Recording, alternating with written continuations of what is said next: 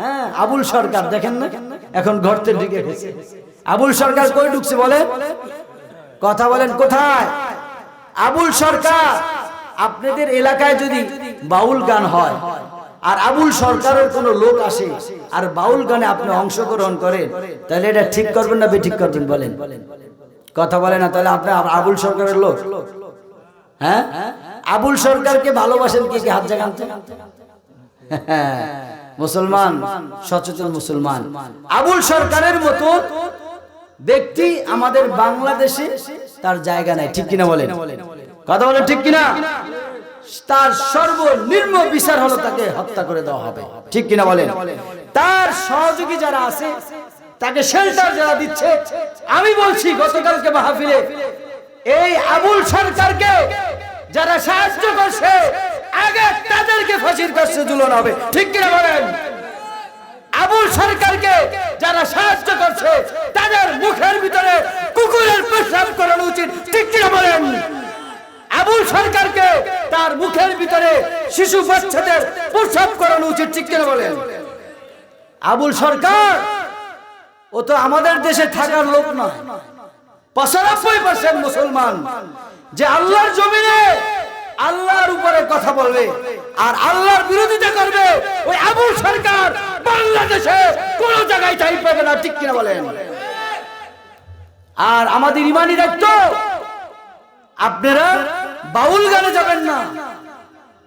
ওদের মতন নেমে খারাপ, ওদের মতন খারাপ বাংলার জমিনে আর একটা খুঁজে পাওয়া যাবে না, ঠিক কিনা বলেন?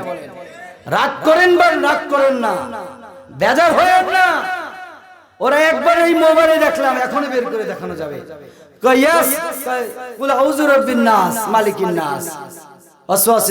আল্লাহ বলে নাচতে বলছে, বলেন নাউজুবিল্লাহ।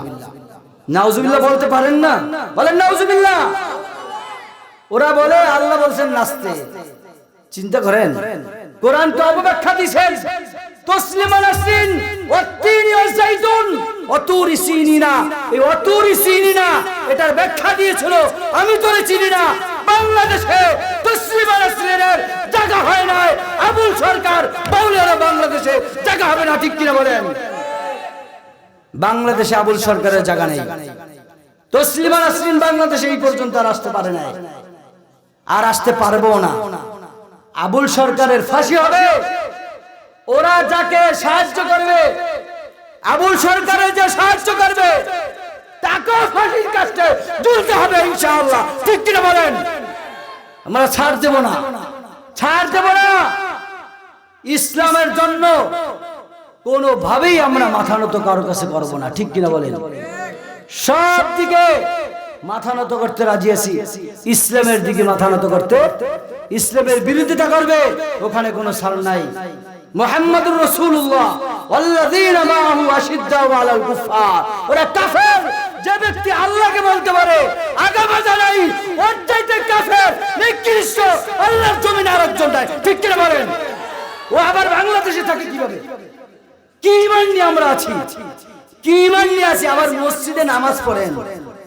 হ্যাঁ, আবুল সরকারের বিরোধিতা করলে যার যার চুলকানি হয়, ওর চুলকানি আর থামবে না। জাহান্নামের আগুন যতদিন পর্যন্ত ওর গায়ে না লাগবে, ঠিক কিনা বলেন? তাই ভাই আমার বন্ধুরা, যে কথা বলতেছিলাম যে আল্লাহর বান্দা তিনি হামুগুড়ি খেয়ে সামনে দিয়ে গেলেন। শক্তির কথা বলছিলাম, বাতিলদের শক্তি, কিন্তু যেন হক চিৎকার মারে, নারাই তাকবীরের ধ্বনি দেয়, বাতিলটা আস্তে করে শিয়ালের মতন তারা গর্তে গিয়া পুরায়, ঠিক কিনা বলেন?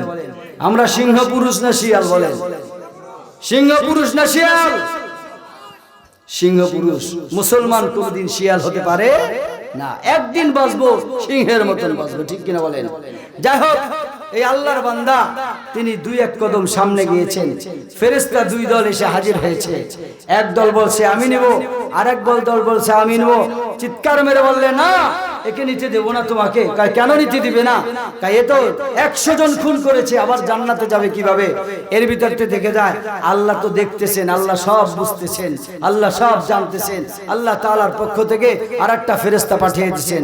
ওই ফেরেশতা এসে জিজ্ঞেস করলে কি ব্যাপার, তোমাদের ভিতরে তর্ক হচ্ছে কি নিয়ে? ফেরেশতারা ডাক দিয়ে বলল আমাদের ভিতরে তর্ক হচ্ছে